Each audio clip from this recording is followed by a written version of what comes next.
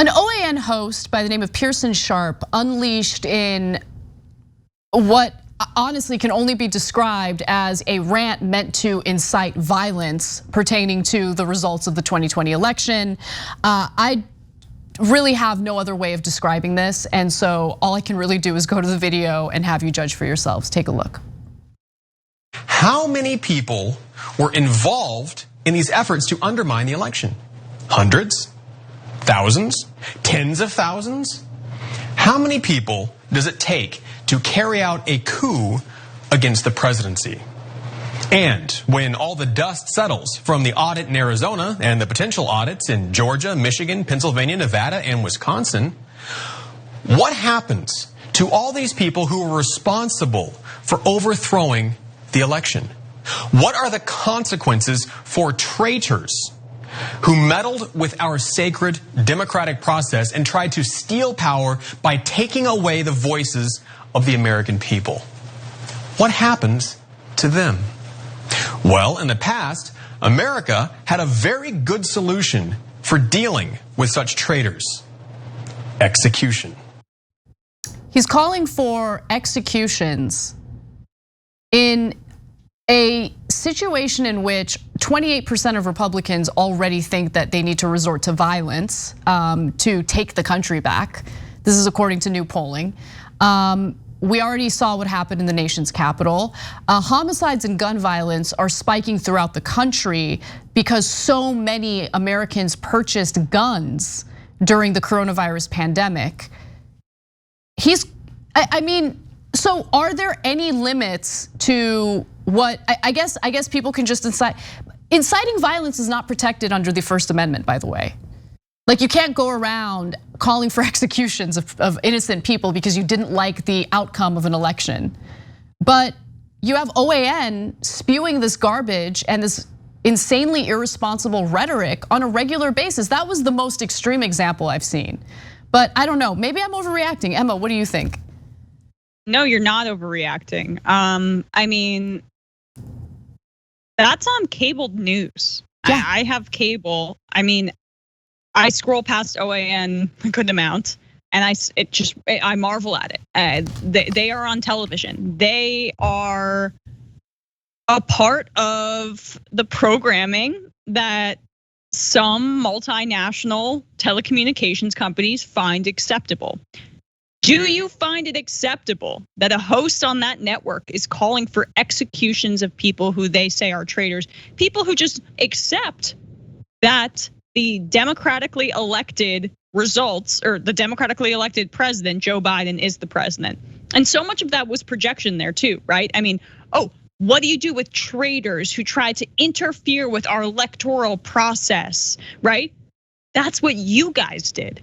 You were the ones who tried to storm the Capitol and stop the vote count from being officially tallied, as we see here in this footage. You're the ones that were chanting "Hang Mike Pence" because he was simply not going to overturn the election results due to Trump's whining.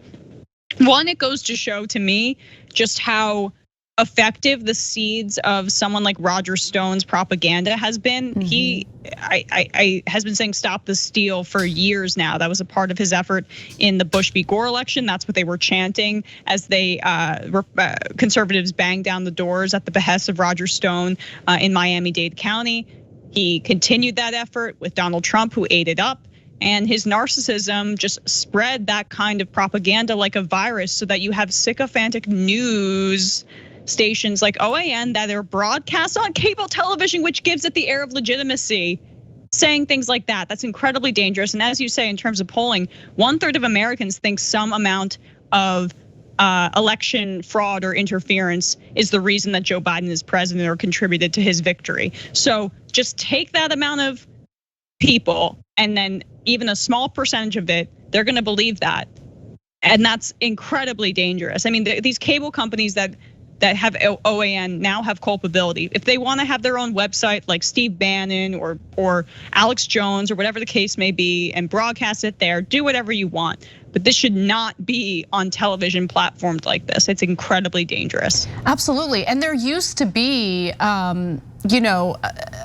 federal regulations in place pertaining to news media, and that was called the Fairness Doctrine, right? So one of the best provisions of the Fairness Doctrine, which by the way, I did a lengthy detailed segment on for Jacobin, check that out at youtube.com/JacobinMag.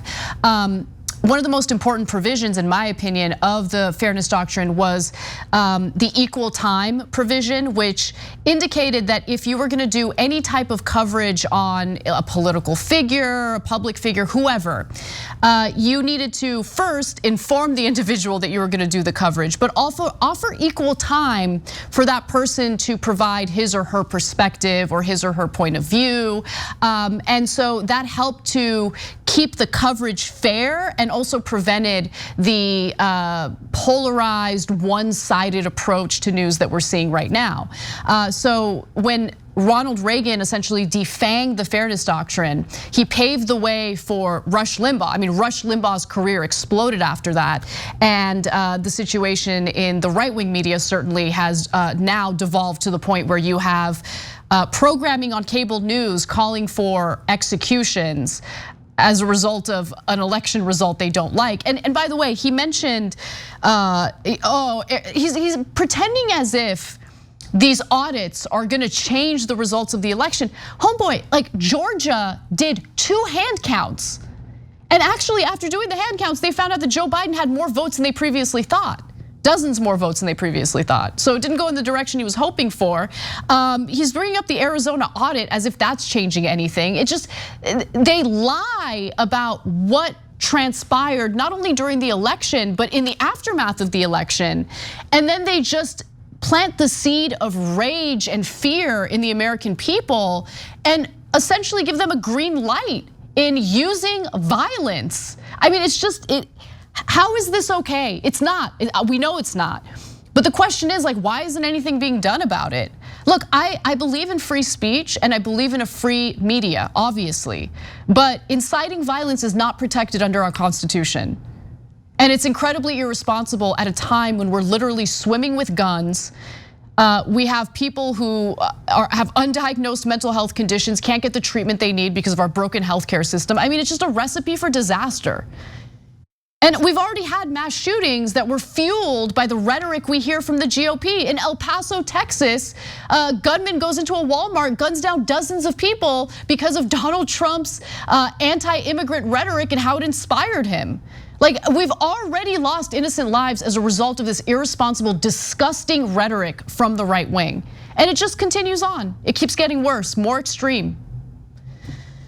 Anyway, I just wanted to also give you this. Meanwhile, as Sharp contends that other audits will finally provide overwhelming proof of widespread voter fraud, a new report spearheaded by Michigan Republicans comprehensively debunks the array of false election claims made by Trump, his legal team, and other right-wing figures. The report even calls for the state's attorney general to consider investigating those who peddled false information about vote counts in the state to raise money or publicity for their own ends. And look, the grift, it just keeps on going. We see it everywhere. We see it certainly in the media. We see, people who are purportedly leftists spewing the same disgusting propaganda that we're seeing of the openly right wing. And just, please guys, question everything, question us, I don't care. I just want people to be more skeptical of what they hear from public figures, both online and on cable news. Thanks for watching The Young Turks, really appreciate it. Another way to show support is through YouTube memberships. You'll get to interact with us more. There's live chat emojis, badges. You've got emojis of me, Anna, John, JR. So those are super fun. But you also get playback of our exclusive member-only shows and specials right after they air. So all of that, all you gotta do is click that join button right underneath the video. Thank you.